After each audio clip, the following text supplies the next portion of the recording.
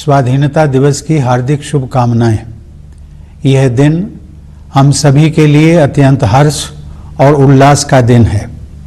इस वर्ष के स्वाधीनता दिवस का विशेष महत्व है क्योंकि इसी वर्ष से हम सब अपनी आज़ादी की 75वीं वर्षगांठ के उपलक्ष्य में आज़ादी का अमृत महोत्सव मना रहे हैं।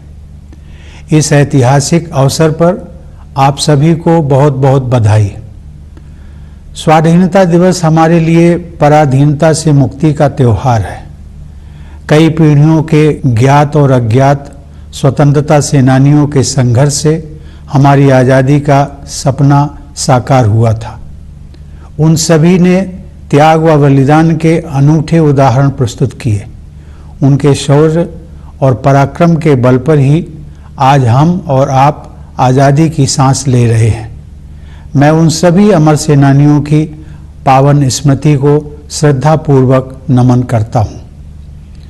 अनेक देशों की तरह हमारे राष्ट्र को भी विदेशी हुकूमत के दौरान बहुत अन्याय और अत्याचार सहने पड़े, परंतु भारत की विशेषता यह थी कि गांधी जी के नेतृत्व में हमारा स्वाधीनता आंदोलन सत्य और अहिंसा के सिद्धांतों पर आधारित रहा।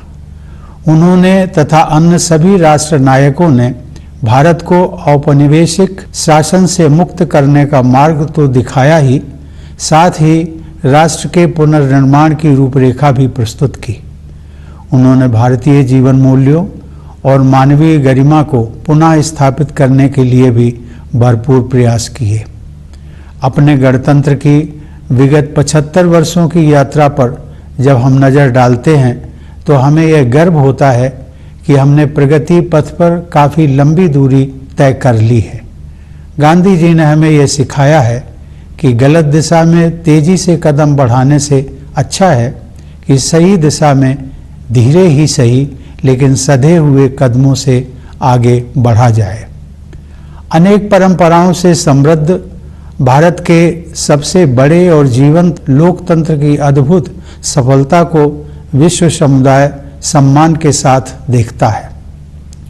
प्यारे देशवासियों, हाल ही में संपन्न टोक्यो ओलंपिक में हमारे खिलाड़ियों ने अपने शानदार प्रदर्शन से देश का गौरव बढ़ाया है।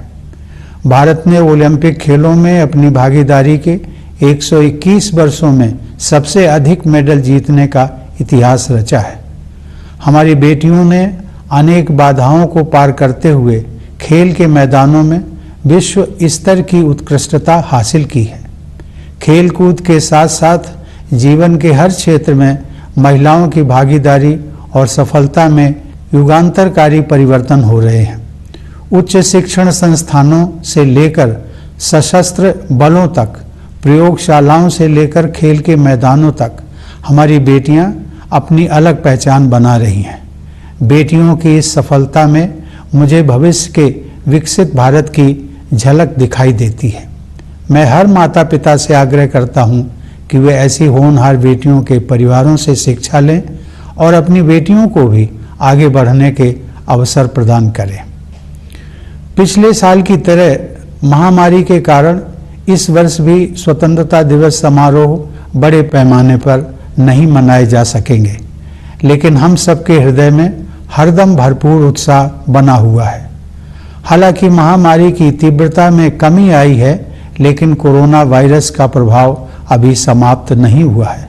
इस वर्ष आई महामारी की दूसरी लहर के विनाशकारी प्रभाव से हम अभी तक उबर नहीं पाए हैं। पिछले वर्ष सभी लोगों के असाधारण प्रयासों के बल पर हम संक्रमण के प्रसार पर काबू पाने में सफल रहे थे। हमारे वैज्ञानिकों ने बहुत ही कम समय में वैक्सीन तैयार करने का कठिन काम संपन्न कर लिया।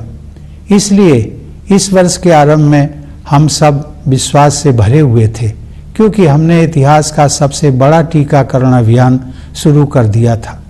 फिर भी कोरोना वायरस के नए रूपों और अन्य अप्रत्याशित कारणों के परिणाम स्वरूप हमें दूसरी लहर का भयावह प्रकोप झेलना पड़ा।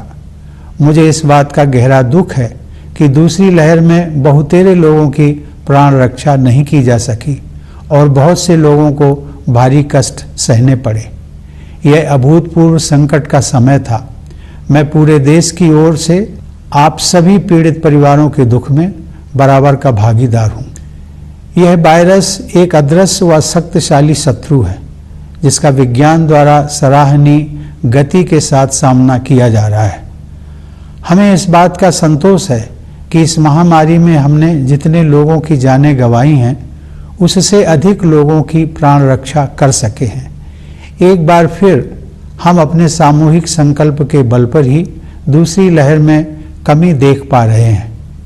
हर तरह के जोखिम उठाते हुए हमारे डॉक्टरों, नर्सों, स्वास्थ्य कर्मियों, प्रशासकों और अन्य कोरोना योद्धाओं के प्रयासों से कोरोना की दूसरी लहर पर काबू पाया जा रहा है।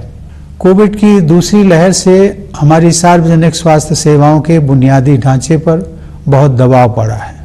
सच तो यह है कि विकसित अर्थव्यवस्थाओं समेत किसी भी देश का बुनियादी ढांचा इस विकराल संकट का सामना करने में समर्थ सिद्ध नहीं हुआ। हमने स्वास्थ्य व्यवस्था को मजबूत बनाने के लिए युद्ध स्तर पर प्रयास किए। देश के नेतृत्व ने इस चुनौती का डटकर सामना किया। केंद्र सरकार के प्रयासों के साथ साथ राज्य सरकारों, निजी क्षेत्र की स्वास्थ्य सुविधाओं, गैर सरकारी संगठनों तथा अन्य समूहों ने सक्रिय योगदान किया।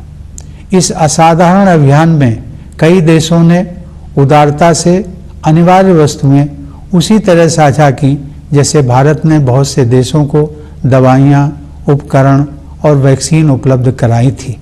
इस सहायता के लिए मैं विश्व समुदाय का आभार प्रकट करता हूँ। इन सभी प्रयासों के परिणाम स्वरूप काफ़ी हद तक सामान्य स्थिति बहाल हो गई है और अब हमारे अधिकांश देशवासी राहत की सांस ले रहे हैं।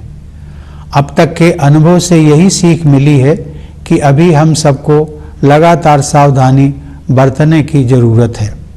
इस समय वैक्सीन हम सबके लिए विज्ञान द्वारा सुलभ कराया गया सर्वोत्तम सुरक्षा कवच है।